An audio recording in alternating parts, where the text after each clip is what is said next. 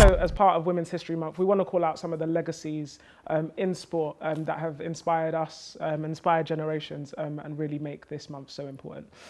My one, I'm going to kick it off with Sue Bird. So Sue Bird, fun fact, when she was 7/8 years old, she used to lie when she played basketball and tell people that she was related to Larry Bird. Actually, she told everyone that was her uncle. And actually, it isn't that hard to believe. She is the only WNBA player to have won a title in 3 decades. Yeah. So she's living Vince Carter vibes, because I'm pretty sure he played for about 4. So she's a phenomenal player who retired last year and brought so much to the game. So that's me.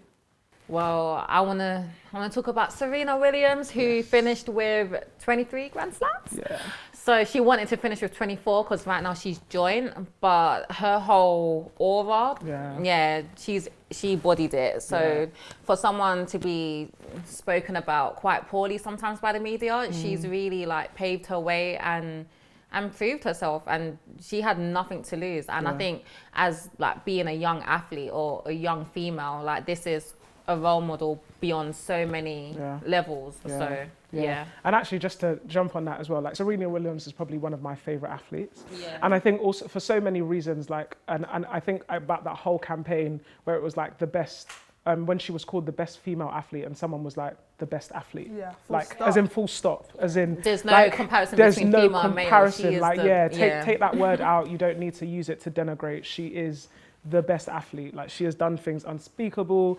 She is just she's in a world of her own, really. And it's a shame that she didn't get that 24th, but actually being a player that had that much against her, she's a black woman that was consistently ridiculed for the noises that she made on the court, how much of her body that she showed, her size, and how it didn't fit the sport, and all of those things, and playing at a time when she wasn't expected to look the way she was, and so proud of how she looked as well.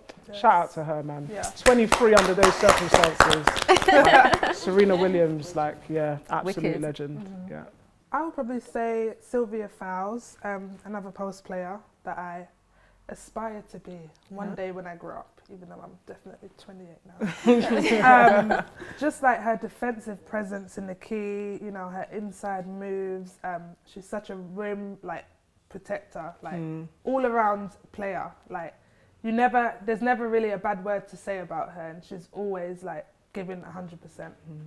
We're going to go with Maya Moore. We've got a gentleman here. Yeah. This is where we are together. So at 33 years of age, she's officially announced her retirement this year.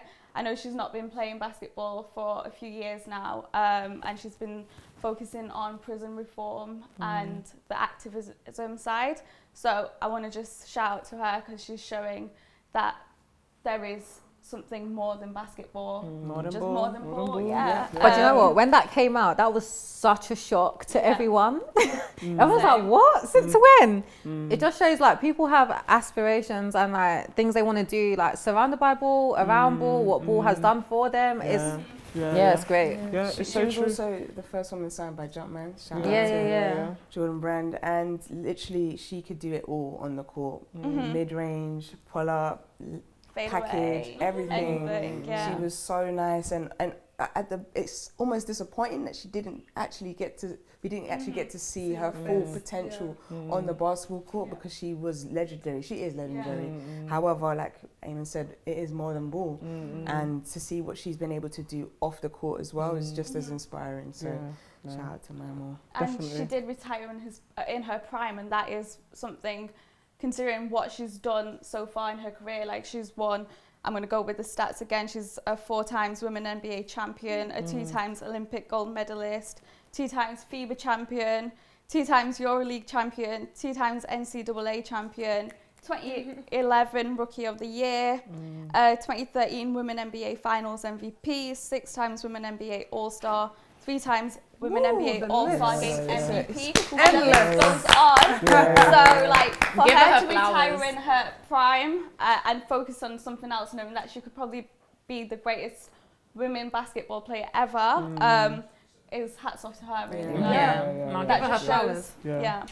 Definitely a what-if story. Exactly. And again, I feel like there's so many of those, because the reality is that, all of those success stories build greater platforms.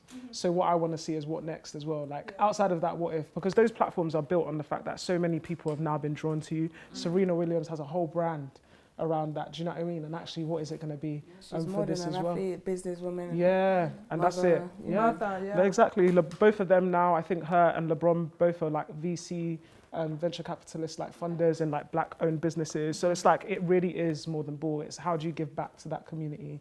How do you bring those people up? And it's exciting to see what that could do for prison reform as well. So yeah, definitely. It's a legendary lineup. Yeah, that's it. You've got to give it out to these players, man. They're really changing the world. What are these governments doing? Another woman we have to talk about this month is Edna Campbell. Her story is amazing, and she's a pioneer, and I think she has brought so much to the sport. So, Shaq, over to you. Yeah, she is a 5'8" guard that played in the Sacramento Monarchs, as well as 3 other teams. But she's well known for continuing to play despite suffering breast cancer.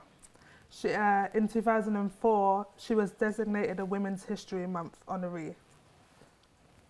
So I think when we're talking about Edna Campbell, like, we're speaking about someone who was like vulnerable enough to speak about her story nationwide. And then on top of that, that's like bringing in a whole different fan base, because like if you want to go into like intersectionality, like this is a black woman who is fighting this, and even though it seems like such a like small section, it's a big section part of so many people's lives. And even though if it doesn't like affect you personally, it could be affecting someone who you know or what have you. So then it's like, that's a whole different audience that you're bringing in just because of your personality. And I think, that's big. That makes me feel confident, like, to speak about things maybe that I struggle with, or do you know what I mean? Like, knowing like this is like a family, like this is like the basketball community, and we're human, you know what I'm saying? Like we go through like real life situations. So to have that support, like that she can piggyback off of, like, amazing human, amazing player, amazing person. Definitely. And I think like sometimes when we talk about this month, like it is so important to remember the people that have like won those awards before, because her story also brought so many people to basketball. People that probably didn't watch it before, that would have been so surprised about the fact that someone that could be going through treatment could still be playing and still be vocal about it. And equally, like we said, as someone that is about to go through it myself, I'm equally sitting here thinking to myself, I've been asking doctors, can I play? And like you have hope that is possible. So yeah, definitely stories like that really make the game, they make the community, and make you realise that it's more than ball. Yeah, man. And we're here for you as well. Yeah, man. Always. Family. Always. Thank you.